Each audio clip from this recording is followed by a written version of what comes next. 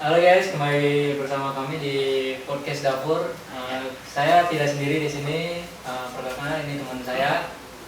Saya Kelvin Joshua William. Saya Anda Lutfianto. Saya Hafiz Maulana.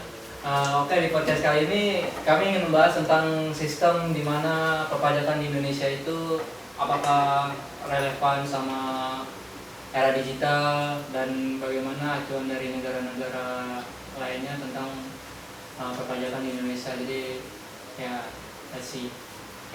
Oke guys, gue mau nanya nih sama lu pada nih ya. Kita langsung aja kayak apa sih itu pajak nih? Menurut lu Dar, pajak itu apa sih? Menurut gua, pajak itu iuran kita untuk negara yang seperti bayar pajak untuk motor dan lain-lain. Jadi setiap tahun mungkin bulan. Jadi pajak itu apa tadi? Sorry. Iuran Iuran yang kita keluarkan untuk negara. Ya kayak pajak motor, bangunan. iuran motor, bangunan dan lain-lain ya. Oke, gitu. Berarti menurut lu itu pajak sebagai iuran ya? Ya, iuran. Oke. Menurut lu gimana, Din?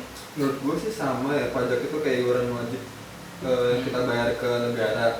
Jadi duitnya juga dipakai buat bangun jalan, buat Iya. sekolah, rumah sakit, sama kebutuhan masyarakat lain. Jadi pajak tuh istilah kayak Pak Jokowi bilang ya, dari rakyat untuk rakyat ya. Iya. Benar begitu kan? Ya. Jadi kita tuh meskipun kita bayar, kita dapat balasannya nggak langsung. Oh gitu.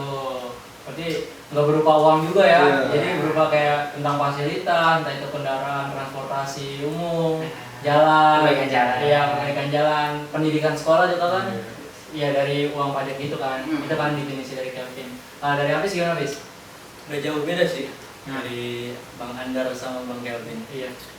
Intinya itu suatu iuran Hmm. di negara yang diwajibkan.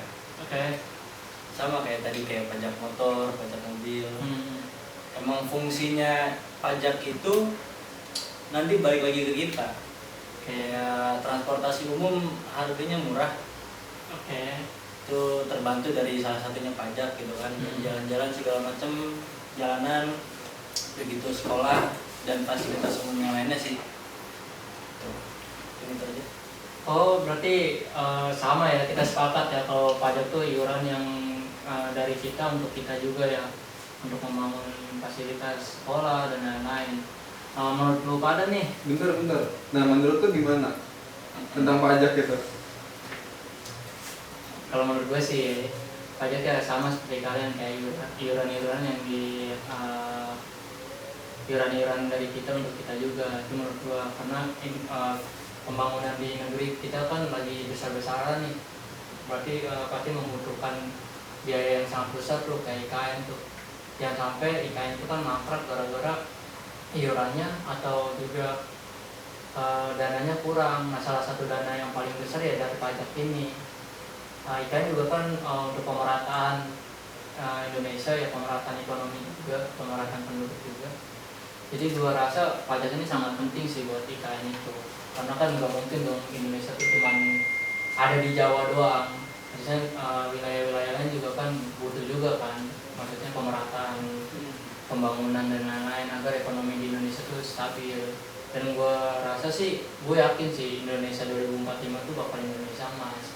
Itu tergantung dari pengelolaan pajak itu sendiri. Jangan sampai iuran yang kita kasih ke negara balik lagi ke kantong atau enggak, atau juga balik lagi ke kantong mereka sendiri gitu, tanpa mengurangi rasa hormat, tanpa mengurangi rasa percaya gitu. Gue rasa stop lah korupsi tentang pajak kita ya. Apalagi banyak nih ditangkapin tuh korupsi tentang pajak, transportasi umum dan lain-lain, itu stop lah. Karena kita pembangunan lagi besar-besaran gitu. Dan sampai gara-gara hal itu nafsu semata dengan uang yang banyak itu, lu nyesarin rakyat lu sendiri gitu, sampai kayak gitu. Itu sih menurut gue sih ya, pajak kayak iuran dari kita untuk negara balik lagi ke kita, itu berupa transportasi umum dan segala fasilitasnya. Itu menurut gue. Oke. Jadi kita udah sama-sama tahu nih pajak itu apa nih dari masing-masing opini kita ya. Selanjutnya sih gue pengen nanya nih, menurut lo pada nih sistem perpajakan di Indonesia nih terutama itu udah sangat relevan nggak sih sama sistem era digitalisasi gitu? Kan kita masuk di era dimana tuh kita butuh internet, kita pokoknya sebodoh-bodohnya kita juga pasti kita tahu lah apa itu internet, cara mengaplikasikannya. Maksud gue tuh di sini pajak di Indonesia tuh udah menuju ke arah sana apa kita masih pemungutan pajak di sistem tradisional itu atau sistem kuno itu? Menurut lu gimana, Pin? Kalau menurut gue ya sistem pajak di Indonesia tuh udah nyesuaiin zaman banget ya. Contohnya Terus, gimana? kita bayar pajak itu udah online, udah bisa di rumah pun bisa bayar pajak, nggak ribet harus ke kantor pajak.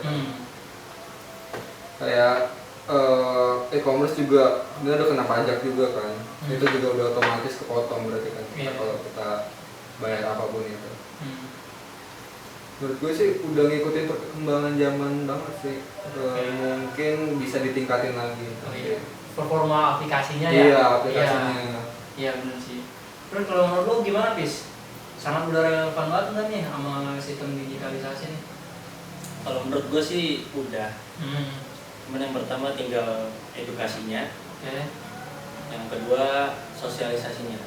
Jadi karena kurangnya edukasi itu jadinya sistem perpajakan di era digitalisasi itu kurang. Jadi karena kegaptekan sama. Jadi itu karena kegaptekan dari ya kurangnya sosialisasi ya. Jadi Masih yang banyak. dilihat ini di lapangan emang masih banyak pakai calo jadi. Gitu. Masih banyak pakai calo. Seharusnya kan adanya era digitalisasi itu menggampangkan masyarakat. Ya mempermudah. Masih banyak orang yang nggak paham lah soal satu pajak sisi online itu gitu. banyak kurangnya edukasi. Yang jadi evaluasi sih itu palingan ya. Jadi edukasi sama sosialisasi ke masyarakat. Berarti itu kali ya yang bikin sebenarnya yang bikin pajak itu terlalu mahal karena dia nggak mau masuk lebih dalam dari pembelajaran pajak itu ya, makanya dia daripada susah belajar dulu dan lain terus ya udahlah lebih cepat lah pakai calo aja dari bayar lebih kayak gitu ya. Nah, belum lagi Indonesia ini kan banyak orang yang bisa dibilang ya kurang aktif lah ya untuk datang ke sana. Jadi calo-calo ini juga sebenarnya nggak salah juga, cuma ya gimana ya, salah juga nih sebenarnya. Gitu. Jadi salah mana nih calonnya? Calonya salah lah. Iya benar. Cuma karena kurang keaktifannya warga itu sendiri, Iya. jadi dipelihara lah kalau begitu sebenarnya tidak baik juga. Iya, termasuk tindak korupsi nggak sih? Iya benar. Kriminalisasi juga sama. Bisa juga. Soalnya kan sebenarnya tuh ada calo karena ketidaktahuan.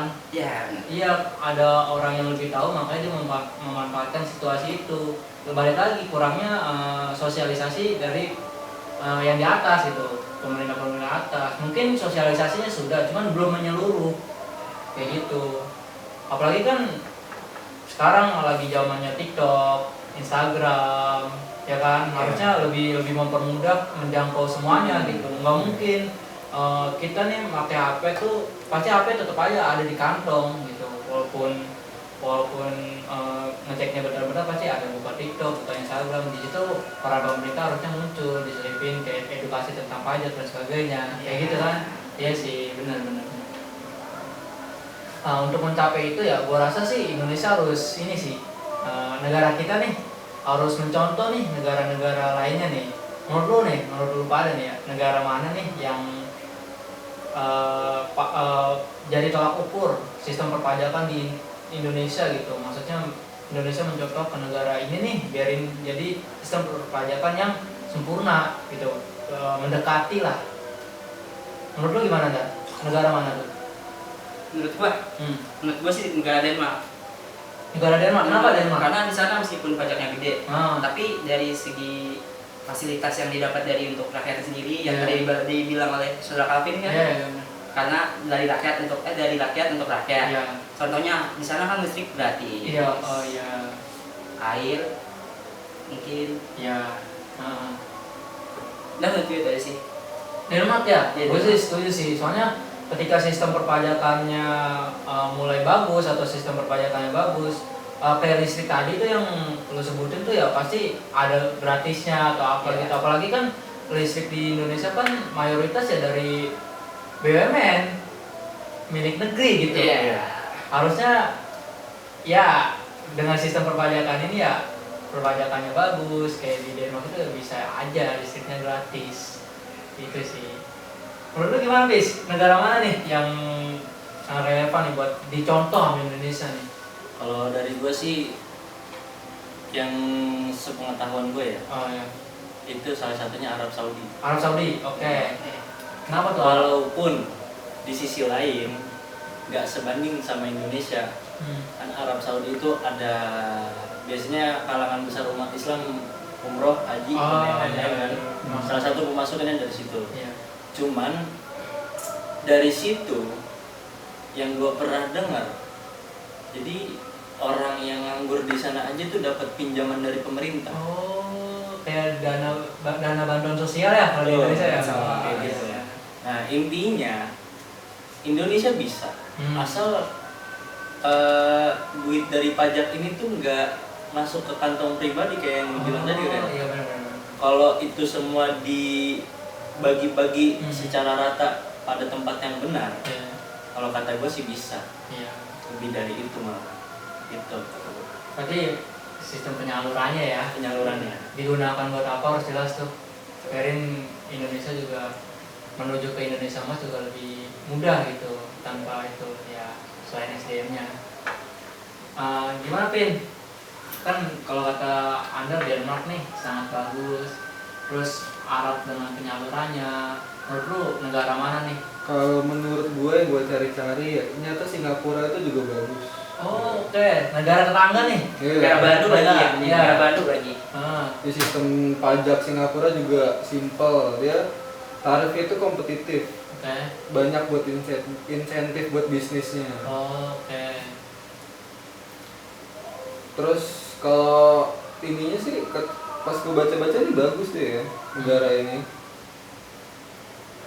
Tarifnya juga rendah kayak buat pajaknya juga, nggak kayak Indonesia. Oh gitu. Kenapa tuh?